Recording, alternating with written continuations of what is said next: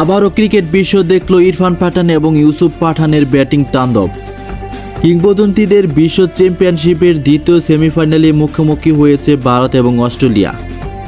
এদিন ভারত আগে ব্যাটিং করে রানের পাহাড় গড়েছে। নির্ধারিত 20 ওভার শেষে 254 রান সংগ্রহ করে ভারত একের পর এক বাউন্ডারি হাঁকিয়েছেন দুই ভাই ইরফান পাঠান এবং ইউসুফ পাঠান।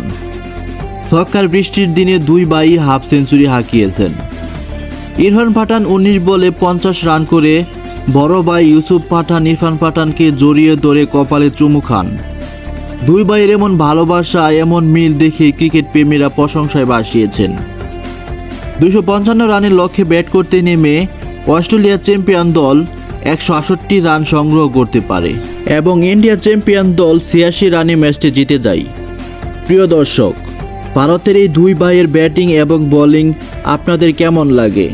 এখনই আপনাদের মতামত কমেন্টে জানান।